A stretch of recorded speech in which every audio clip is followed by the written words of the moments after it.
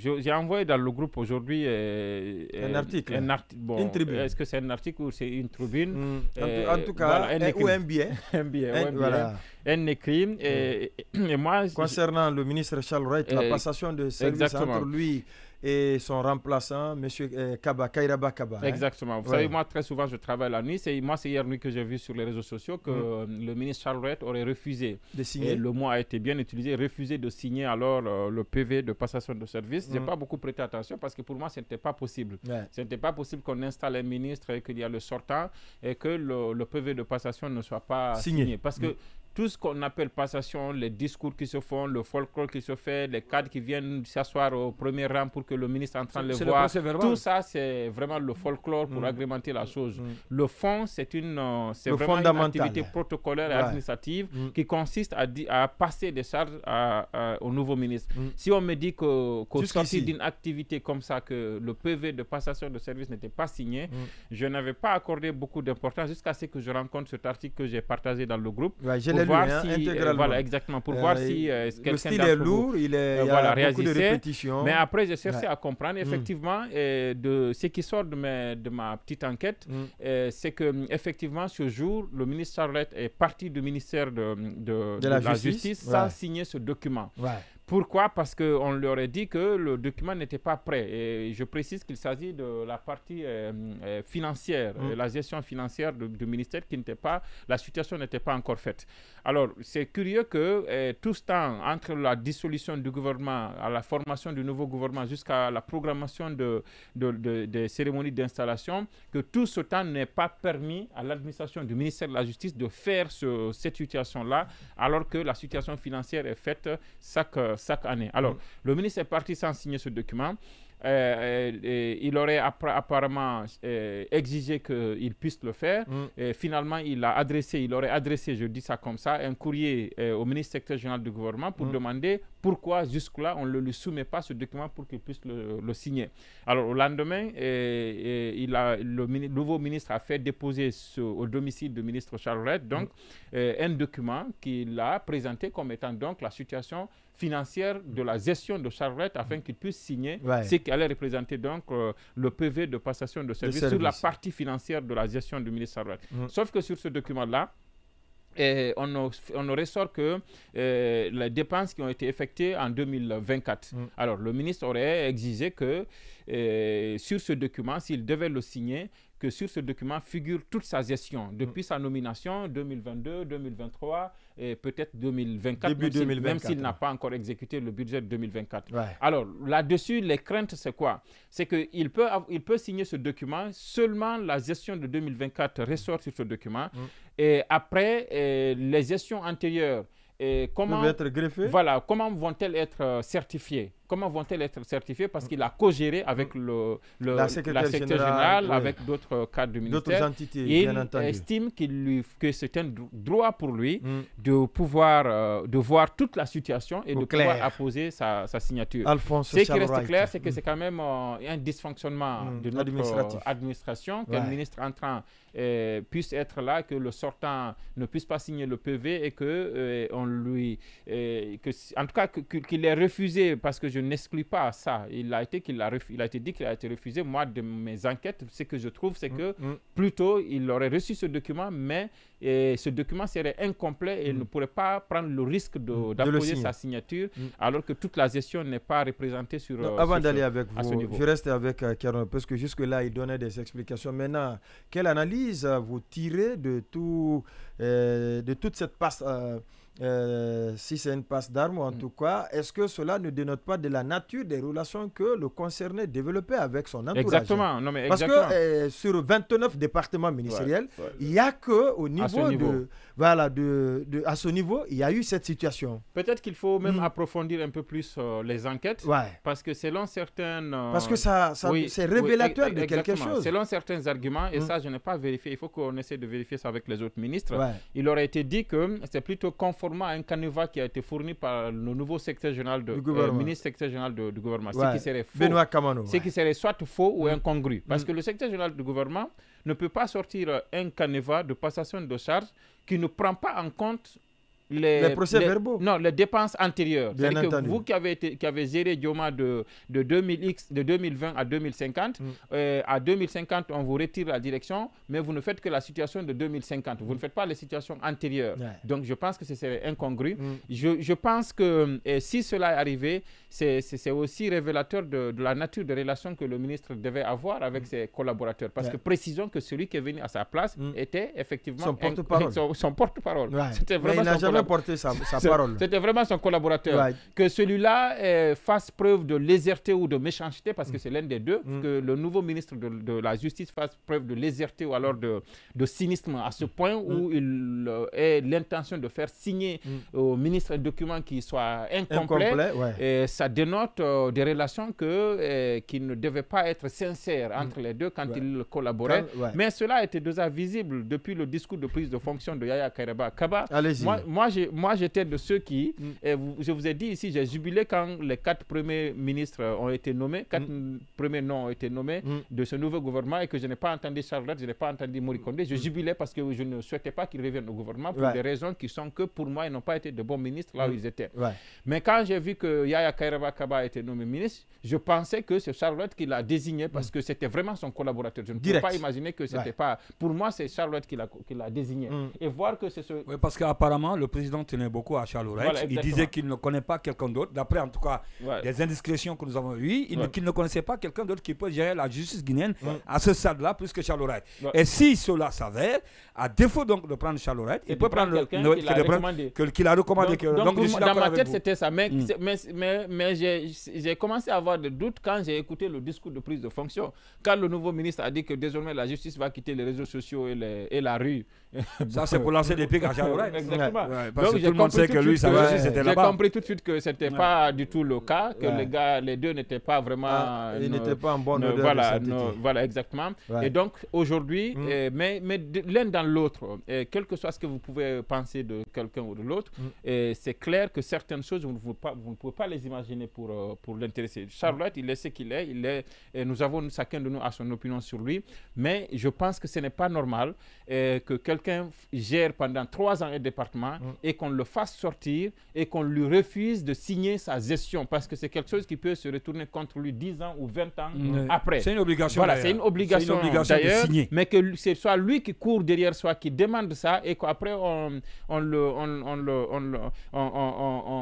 facilite pas la chose, en tout cas selon les explications que j'ai pu obtenir. Ce n'est pas normal. Je pense que le secrétariat général devrait se bouger, du gouvernement, l'inspection générale aussi, parce que au-delà de l'installation qui est faite par le secrétariat général du gouvernement, mais aussi à l'inspection générale. Et donc, quand il y a passation, c'est l'obligation, comme vous l'avez dit tout à l'heure, que le ministre signe. On n'a même pas besoin de négocier, demander, il n'y a pas de débat à ce niveau. Donc, si, par exemple, le rapport est disponible et qu'il refuse de signer, comme ils l'ont dit dans l'article, et je ne pense pas que ça soit non, ce n'est pas ça le cas. Je ne pense pas que ça soit le cas. Le problème, c'est que le document est incomplet. Exactement, c'est ce que je veux dire. Mais malheureusement, vous savez, il y a le développement de l'événement, des derniers événements concernant la personne de Charlotte, peut-être n'ont pas plaidé en sa faveur, parce que on sait tout ce qui s'est passé avec ces vidéos sextapes, obscènes et tout ça là, et la manière dont il a eu à se comporter vis-à-vis de la fille Conté. Donc le développement de tous ces événements, de toutes ces actualités, peut-être que ne plaide pas en sa faveur, et c'est ce qui fait. Et même la nature des relations qu'il a développées avec ses différents collaborateurs. Parce qu'on l'a vu avec l'association des magistrats, avec le barreau, à l'interne. C'est pourquoi j'ai dit le développement des événements au sein de l'appareil judiciaire, eh bien, on n'a pas plaidé à sa faveur. C'est ce qui fait que certainement les gens, dès qu'ils ont appris qu'il n'a pas signé, ils disent non, qu'il a refusé. Je ne pense pas, en tout cas personnellement, je suis convaincu que ce ne soit pas le cas, parce que c'est une obligation, une fois encore, de signer le rapport. Maintenant, mais c'est même une légèreté de la part du secrétaire général du gouvernement qui a présidé cette passation. Non, le suivi. Non, vous ne faites pas la passation. Sans que toutes les conditions ne soient remplies pour que la passation soit véritablement effective. Bien sûr, donc si c'est un si les documents ne sont pas signés, il a entendu que la passation n'est pas allée jusqu'à son terme. Il a toute sa raison donc de ne pas signer un document qui n'est pas complet. D'autant plus qu'on parle de gestion. C'est la partie gestion financière, elle est importante. Parce que c'est là où on peut... Il a été le patron des injonctions. Exactement. Il a mis beaucoup de personnes en difficulté. Il a, par le biais de sa signature, plusieurs personnes se sont retrouvées en prison. Qui sait, peut-être que c'est au niveau 2024 où il y a eu des problèmes dans la gestion financière. C'est moi, je me pose la question. Parce qu'on n'a pas intérêt quand même de ne pas mettre dans le rapport la gestion financière des années précédentes. Si en tout cas là-bas, c'est nickel, c'est propre. C'est nickel, on doit mettre. Maintenant, si on s'est contenté uniquement de mettre la gestion de 2024, il y a anguille sous roche, il faut se poser des questions. Est-ce que c'est pas parce que en 2024, la gestion de Charles Wright... Non, nous sommes au premier trimestre. Nous sommes au premier trimestre de 2024. Voilà, nous sommes au premier trimestre. Voilà, c'est justement ça. Donc, il a vraiment ses raisons. Quelles sont les grandes leçons, les grands enseignements qu'on peut tirer? Alors, moi, je pense qu'il faut quand même prendre cet écrit aussi avec un peu plus... de pincettes, parce que il ne faut pas accorder tout le crédit. Oui, lorsque vous lisez, vous avez du mal à le classifier. Bien entendu. Vous avez du mal à le classifier. Il y a selon les endroits, journalistes. Justement, il y a de ces endroits où vous avez l'impression que ce sont des affirmations. Et puis, quand on dit les accusations ont été portées contre lui, et après, on a vu que c'était des équilibrations. Après, la HAC a convoqué ceci, cela. Tout ça vous amène quand même à vous dire qu'il y a une certaine manipulation, une volonté justement de soigner l'image de l'un, le présenter comme quelqu'un qui est vertueux et qui cherche à tout prix à faire les choses convenablement. À reconquérir, même s'il doit partir, il veut quand même que les choses se passent vraiment dans le respect des principes en la matière. Moi, c'est ce qui m'amène à me poser quand même des questions. Puisque lorsqu'on parle de rapport, je pense quand même, au département, certes, il a eu des rapports difficiles avec ses collaborateurs, mais avec la présidence, à ma connaissance, Charles quand même n'avait pas de problème particulier avec Djiba, par exemple, qui est cité dans cet article comme celui qui a été officiellement informé par Charles Wright de cette situation.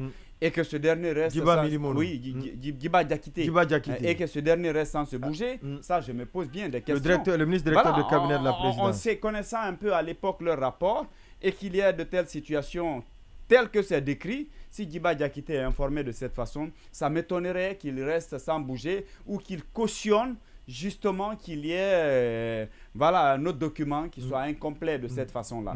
Parce que lorsque vous partez en profondeur, il y a de ces passages quand même, vous vous posez la question, est-ce que c'est toujours cette rivalité entre lui et sa secrétaire générale du département? Parce qu'il dit que les dépenses effectuées par cette dame pendant que lui il était malade ou à mission, que cela n'est pas ressorti. Il dit que pendant que celle-là était intérimaire, il est toujours à la recherche d'un bouc émissaire. Et que pendant que celle-là était, c'est lui toujours qui a raison, c'est lui qui a posé les bons actes. Bien évidemment. C'est quand même, justement, c'est de lui, parce qu'il dit que de sa nature. Pendant que celle-là était intérimaire pendant la dissolution du gouvernement, que les dépenses ou en tout cas engagées par cette dame n'est pas ressortie. Pourtant, on se rappelle quand même par rapport justement au décaissement, il avait été dit quand même que les intérimaires n'en avaient pas la capacité, à ce que je sache. Alors pourquoi cela, lui, ils étaient là pour l'évacuation des affaires courantes. Ressorti, on avait dit qu'ils n'ont pas la possibilité de décaisser. Ça avait été dit avec un communiqué officiel. Maintenant, pourquoi lui, il veut insister que les intérimaires, les secrétaires généraux n'avaient pas la possibilité de procéder à des décaissements. Gérer les affaires courantes. Il y a eu un communiqué qui a été mis en place. Non, attention. Non, il va finir. Notez. Voilà, notez, ne l'interrompez pas. Donc, tous ces points-là m'amènent à me poser quand même la question. Est-ce que Charles Wright est toujours là dans la logique je crois toujours ministre. Justement, il y a ce facteur-là. Sinon, en réalité, s'il est vrai qu'il demande à ce que sa gestion financière soit mentionnée, c'est ce qui est quand même la logique. Ça devrait même pas, il ne devrait même pas avoir de débat là-dessus. Pourquoi dans les autres département, c'est pas ça n'a pas crié. Mais pourquoi exclusivement au niveau du ministère de la Justice? Ça, il veut se montrer davantage victime. Si vraiment les informations contenues dans cet article-là, enfin, dans cette chose-là est réelle, c'est que Charles a vraiment de raison de ne pas signer. Mais encore une fois, moi j'ai vraiment envie de voir la version de l'autre camp pour voir un peu, parce que cet article-là ressemble plutôt à une sorte de tribune, ou tout au moins... où Charles même écrit, ou bien il demande à quelqu'un d'écrire. Parce qu'il y a un peu de tout dedans. Voilà, c'est pourquoi... Non, mais je sais que j'ai voulu juste... Je n'avais pas l'intention de couper Mandé Mansa, mais je vais juste dire que quand on parle de Madame la secrétaire générale, je pense que c'est une dame qui est là-bas. Oui, c'est la femme de Voilà, c'est pas que pendant la période de transition. Non, pendant qu'elle était en mission, ou pendant les périodes où il était malade. Il devait être malade. Oui, exactement. Il y a des dépenses qui ont dû être effectuées pas par lui, mais par madame. Oui, mais Charles doit avoir ce rapport, en principe. C'est ce que je vous dis. Parce qu'à l'époque, il était aux affaires et il avait la possibilité. C'est pas ça qu'il doit avoir ce rapport. Moi, j'ai vu un document. On a tous vu le même document. Je peux alors vous dire sur la foi d'un document que j'ai vu, qui est attribué au ministre Yaya Bakaba. Il est intitulé comme étant le document de passation de la situation financière. Sur ce document, il ne sont ressortis que des lignes de dépenses de 2024. Il n'y a pas 2023, il n'y a pas 2022. Alors qu'il a véritablement géré l'exercice 2022 et 2023. Ce sont les exercices là qu'il a gérés. Maintenant, ce qu'il fallait faire, ces rapports, comme vous l'avez dit, doivent exister. Peut-être même que Charles Ret même doit avoir des copies. Mais est-ce qu'il avait le droit en tant que ministre de partir à la maison avec des copies de documents administratifs? Incomplets. Vous vous souvenez de l'histoire de Trump qui est parti de la Maison Blanche avec des cartons de documents classés secrets. Est-ce que Charlotte s'est permis de prendre des rapports du ministère et partir à la maison? Je ne crois pas. Homme de droit qu'il est, je ne crois pas qu'il se soit permis ça. Mais même s'il avait ce document, même s'il avait ce document, en fait, ça devait ressortir dans le rapport qu'on lui soumet pour signature.